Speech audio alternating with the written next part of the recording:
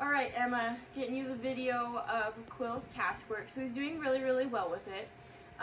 What I'm doing so far, I'm just using his food. So it's the food he eats in a day. I want him very excited about it. This is how I'm teaching him to kind of do the action and get him doing, kind of fighting a little bit more. So I know we talked about how when you have a seizure, your arms kind of tense up. So that's really Quill's cue to get in there and start kind of bugging your hands. That way you can start petting him, and hopefully that'll help you get through your seizure and make you feel more comfortable, things like that.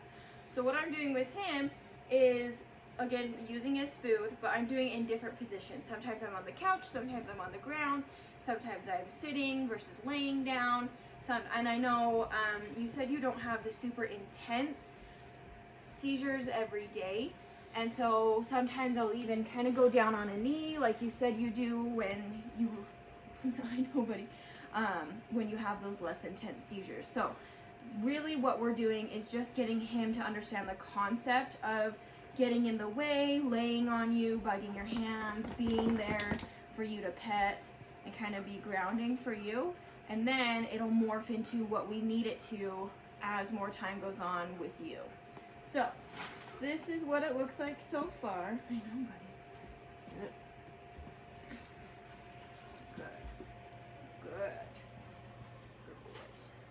Good. So I want him to fight a little bit for it. I want him to bug my hands a lot, really kind of fight to get the food, so he understands that it's not something you just touch and then give up on. Good. Good boy. I'm not putting any words to it. I want him to just understand, kind of start to understand the cues. And as he spends more and more time with you, good boy, he'll start to pick up on your cues.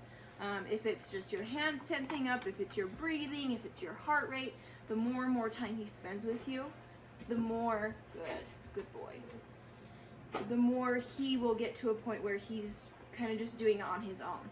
So you're gonna have to practice, you're gonna have to do this when you're not having seizures, and then that way he'll learn. Good boy, good. He'll start to do this when you are having seizures. Good. Good. And we're also, I'm thinking about doing something else as well, and I'll talk to you a little bit about it more when he comes home for a weekend. But having him, like one of your parents or something like that, send him to you when you're having a seizure, so that way there is a little bit of a word that we can associate with it. Good boy. Good. Good boy. Good. So I'm doing a little bit of both, where he's not necessarily putting so much pressure on me, and then one where he is really kind of just laying on me. Good, there you go. And I know a lot of times when your arms do tense up, they're kind of up by your face. So I'm trying to emulate that so that he's not weird about shoving his face in front of your face. Good job, buddy.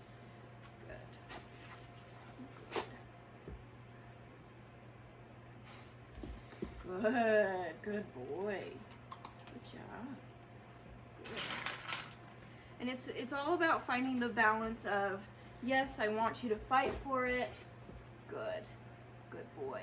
But I don't want him to be mean about it. I don't want him scratching you. I don't want him biting you or anything like that. I just want him to understand, like, this is what you're supposed to do to get the food. And eventually we're going to phase out the food and he'll just be doing this on his own. But this is just teaching him the bare concept of the task. Good boy. Yes, good. Good job. Good. So this is the gist of it. Let me know if you have any questions. But he's doing really well with it. He's understanding it and picking up on everything really quickly.